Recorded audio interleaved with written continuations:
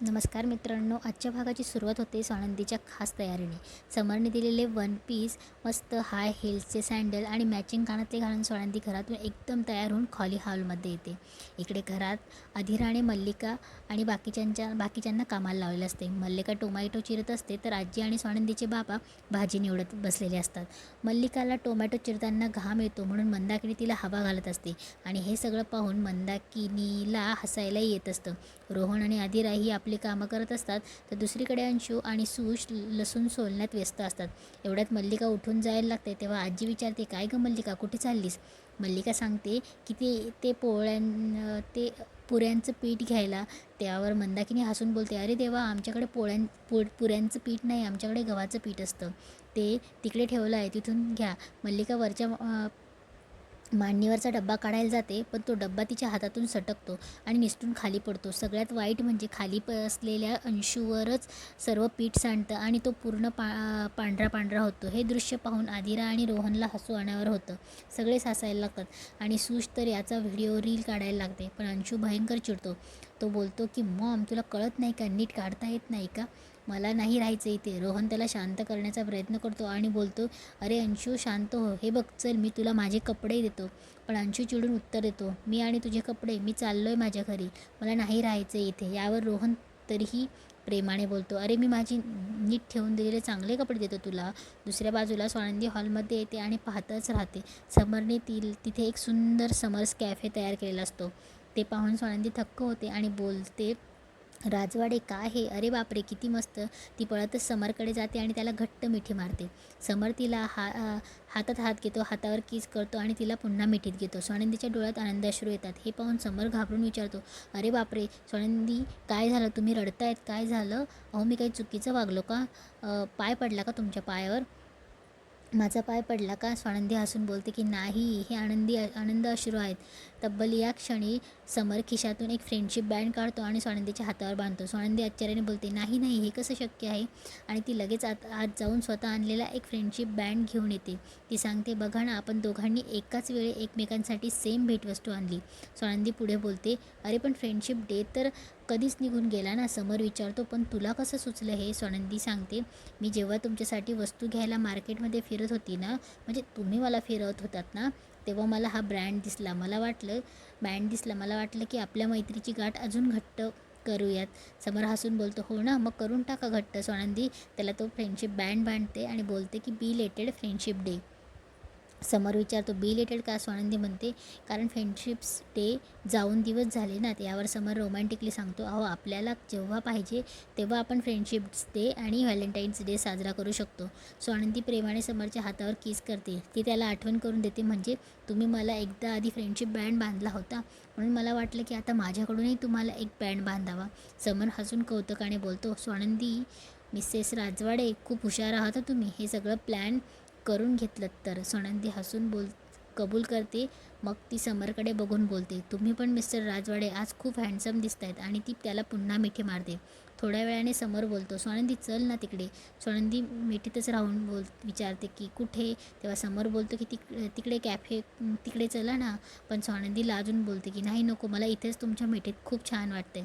समर हसून बोलतो, हो मलाही तुमच्या मिठीत राहायला खूप आवडेल, पण अहो पोटाचा पण काही विचार केला पाहिजे ना. तेव्हा स्वानंदी हसून विचारते, म्हणजे तुम्हाला भूक लागली आहे?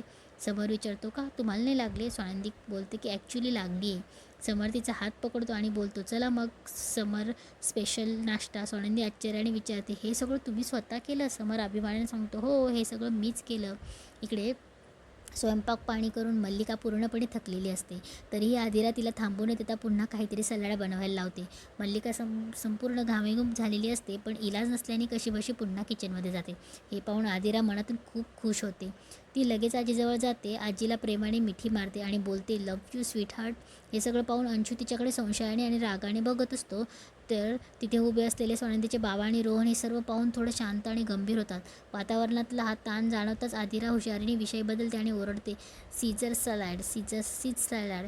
दुसरीकडे अंशूचे लक्ष तिकडे जाऊ नये म्हणून रोहनही मध्ये पडतो आणि पत्ते खेळण्याकडे अंशूचं लक्ष वळवण्याचा प्रयत्न करतो. इकडे समर स्वानंदीसाठी टेबलावर वेगवेगळ्या छान छान डिशेस बनवून सजवलेले असतात.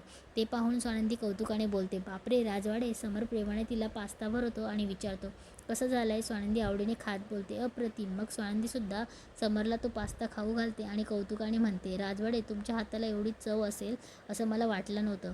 यावर समर हसून बोलतो, अहो काय बोलताय स्वानंदी मॅडम, मी कोणाकडून ट्रेन झालो आहे माहिती आहे ना. स्वानंदी लगेच हसून बोलते, अर्थातच आजींच्या हाताखाली.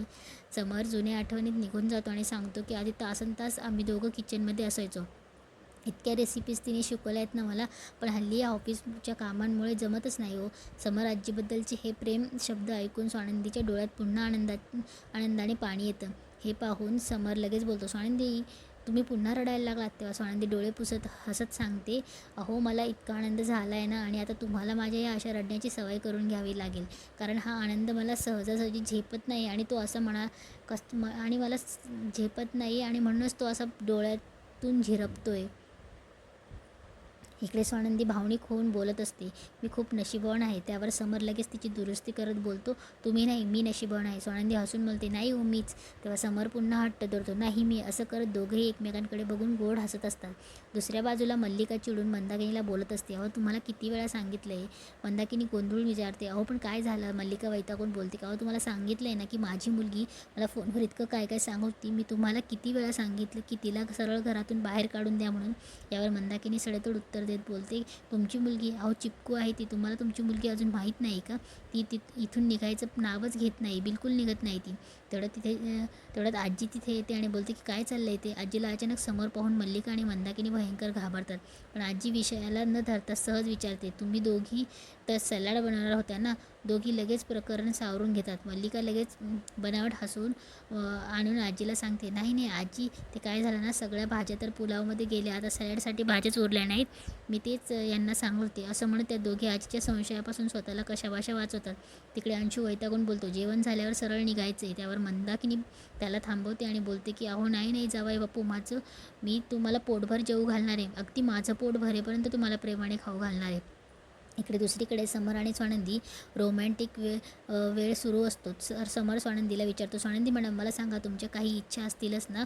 मला माहिती आहे तुम्ही खूप महत्त्वाकांक्षी आहात, तुमच्या मनात काही ना काही स्वप्न असतीलच, ती सांगा. स्वानंदी म्हणते, नाही हो, काही खास नाही आहे. पण समर जेव्हा हट्ट धरून पुन्हा विचारतो तेव्हा स्वानंदी सांगते की मला पर्यावरणासाठी आणि आश्रमासाठी काहीतरी चांगलं करायचं आहे. समर हसून बोलतो, ते तर तुम्ही नेहमीच करतात आणि मी सुद्धा तुमच्यासोबत त्या कामात असणारच आहे, पण तुम्ही स्वतःचं वैयक्तिक काही इच्छा असेल ना. यावर स्वानंदी समरच्या डोळ्यात पाहत प्रेमाने बोलते, मला असंच आयुष्याच्या प्रत्येक क्षणापर्यंत तुमच्यासोबत राहायचं आहे. समर तिचा हात हातात घेऊन विश्वासाने बोलतो, मी आहेच कायम स्वानंदी तुमच्यासोबत. स्वानंदी भारावून जाऊन हे सगळं सरप्राईज बघून मी खरंच खूप भारावून गेले. तेव्हा समर गुपित फोडतो आणि अजूनही तुमच्यासाठी एक मस्त सरप्राईज बाकी. स्वानंदी आश्चर्याने विचारते, काय. समर लगेच बनवलेले गरमागरम गुलाबजामुन समोर काढतो. स्वानंदी डोळे मोठे करून बोलते, राजवाडे हे सगळं तुम्ही स्वतः बनवले. समर अभिमानाने सांगतो, हो मीच बनवले. स्वानंदी आनंदात बोलते, मग तर मला आता बाकी सगळं सोडून आधी गुलाबजामुनच खावे लागतील. समर हसून होकार देतो. स्वानंदी गुलाबजामुन खाण्यापूर्वी पर्समधून सॅनिटायझर काढून हाताला लावते. ते पाहून समर नवल वाटून विचारतो, हे काय केलं तुम्ही. स्वानंदी खट्याळपणे हसून सांगते, आता तुमच्यातले काही गुण माझ्यामध्ये आले आहेत ना. समर लगेच हसून मराठीत म्हणतो, अच्छा म्हणजे ते मराठीत म्हणतात ना, ढवळ्या शेजारी बांधला पोवळा, वाण नाही पण गुण लागला. हे ऐकून दोघंही खळखळून हसायला लागतात. स्वानंदी आठवण करून देते की तसंच तुम्हीसुद्धा माझी चहाची भुरसूर मारून प्यायची सवय उचलली की. यावर समर रोमॅन्टिकली बोलतो, म्हणजे आता आपल्या दोघांच्या आवडीनिवडी एकमेकांमध्ये पुरत्या मुरल्या आहेत, अगदी या पाकात मुरलेल्या गुलाबजामुनसारख्या. समर तिला गुलाबजामुन भरवायला लागतो, पण स्वानंदी त्याला थांबून बोलते की नाही, आधी तुम्ही खा. ती आधी समरला गुलाबजामुन भरते आणि समर प्रेमाने तिला भरवतो. याच गोड रोमॅन्टिक वळणावर आजचा एपिसोड संपतो. मित्रांनो, जर तुम्हाला आजचा एपिसोड रिव्ह्यू आवडला असेल तर व्हिडिओला लाईक करा, शेअर करा आणि आपल्या चॅनलला सबस्क्राईब करायला मुळीच विसरू नका.